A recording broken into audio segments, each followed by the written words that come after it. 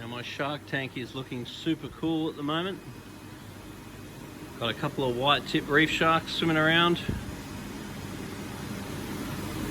Got a black tip reef shark.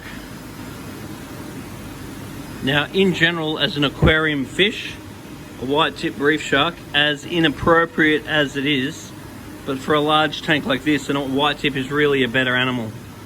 They do get very friendly, but the main difference versus a black tip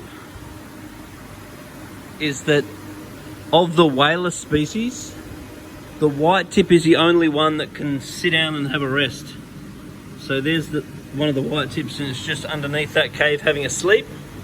In general, it will sleep during the day, so it will happily go down underneath there and have a snooze.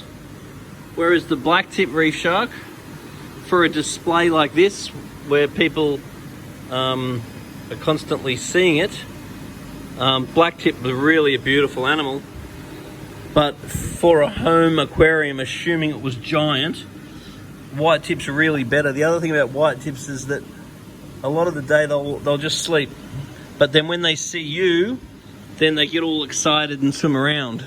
So it's quite common to have a white tip reef shark in a big tank, that I mean like a 20,000 litre tank like this, and for you to think that yours is active all the time, and that's because it sees you and it associates you with food, and therefore it's active when it sees you because it wants to be fed.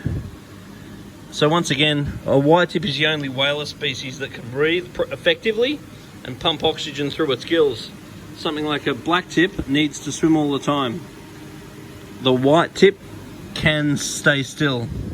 Next to it's also a bamboo shark. That's it, an even better aquarium shark again. So once again, unless you have a tank literally this big or bigger, none of these animals are slightly appropriate. They're really just for large public displays. And I would say that this would be the smallest tank that you'd think about for these animals. And if I had my life again, I would have made this bigger.